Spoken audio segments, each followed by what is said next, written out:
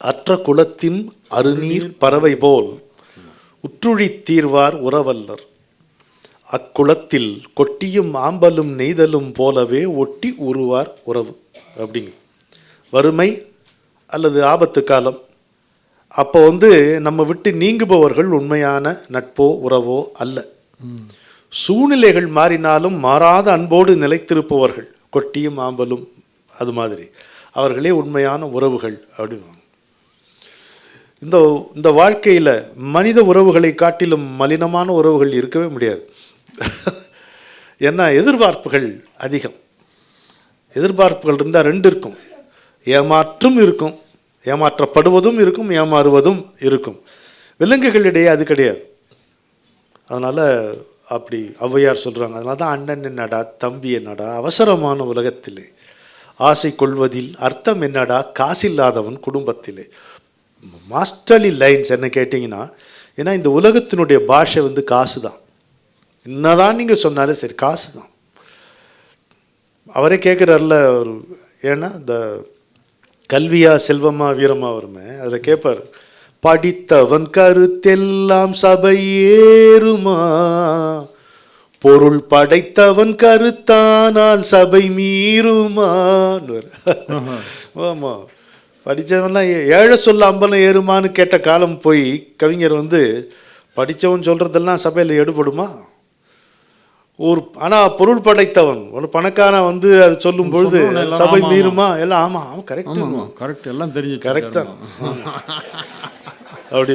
பாரதியாருக்கு அப்புறம் தானே வந்தார் அபிராம் பட்டர்மா, ஆமாம் கரெக்ட் தான் சார் நீங்கள் சொன்னால் கரெக்டாக தான், முன்னாடி எப்படி வர முடியும் அவரால் அப்படின்னு. ஆனால் இது ரெண்டையும் தாண்டி இன்னொன்று இருக்குன்றார், ஒரு குண்டாயிசம்னு ஒன்று வந்திருக்குல்ல, படித்தவன் படைத்தவன் யாராயினும் பலம் படைத்திருந்தால் அவனுக்கு இணையாகுமா அப்படின்ட்டார். திமுன்னு 4 பேர் உள்ளே வந்துட்டாங்கன்னு வச்சுங்க, கண்ணதாசனாவது விஸ்வநாதனாவது எல்லாம் துண்டை காணும் துணியை காணும் ஓடி போயிடுவோம். அதை அவர் சொல்கிறார், ஆசை கொள்வதில் அர்த்தம் என்னடா காசில்லாதவன் குடும்பத்திலே. தாயும் பிள்ளையும் ஆன போதிலும் வாயும் வயிறும் வேறடா, சந்தை கூட்டத்தில் வந்த மந்தையில் சொந்தம் என்பதும் ஏதடா. இதே சொன்னாத்தான் அவங்களுக்கு எடுபடுன்றதுக்காக அதை எடுத்து சொன்ன. சந்தை கூட்டத்தில் வந்த மந்தையில் சொந்தம் என்பதும் ஏதடா. பெட்டை கோழிக்கு கட்டு சேவலை கட்டி வைத்தவன் யாரடா,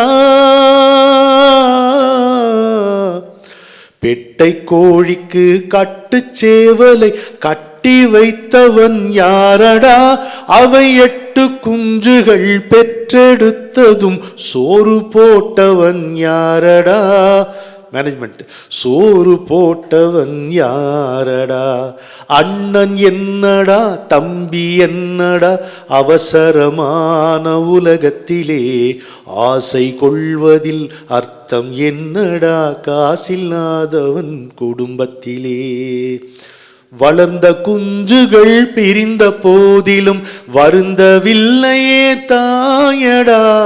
அதுக்கப்புறம் வச்சாருங்க எல்லாரும் இதில் பொண்ணு எழுத்துல பொறிச்சு வச்சுக்கணும், மனித ஜாதியில் துயரம் யாவுமே மனதினால் வந்த நோயடா, மனதினால் வந்த நோயடா. அதுக்கப்புறம் என்னத்தை சொல்றது பாட்டை, வாழும் நாளிலே கூட்டம் கூட்டமாய் வந்து சேர்கிறார் பாரடா, கை வறண்ட வீட்டிலே உடைந்த பானையை மதித்து வந்தவர் யாரடா. யார் வருவாங்க, யார் வருவாங்க. பணத்தின் மீதுதான் பக்தி என்ற பின் பந்த பாசமே ஏனடா. அப்புறம் எப்படி முடிப்பார், பதைக்கும் நெஞ்சினை அணைக்கும் யாவரும் அண்ணன் தம்பிகள் தானடா, இல்லையா. அதாவது உறவு என்பதா இப்போ ஆனி பெசன்ட் சொல்லுவாங்க, members of the same family do not necessarily live under the same roof. தானே உண்மை. உண்மையான உறவுகள் தானே பதைக்கும் நெஞ்சினை அணைக்கும் யாவரும். எந்த மனதில் பாசம் உண்டோ அந்த மனமே அம்மா அம்மான்னு வரல செல்ல கிளிகளாம் பள்ளியிலே. அது மாதிரி அருமையான 3 பாடல்களை இது மாதிரியான 3 பாடல்களை அடுத்தடுத்து கொண்டு வந்த ஐயா அவர்களுக்கு மீண்டும் ஒரு சிறப்பான கரவொலி தந்து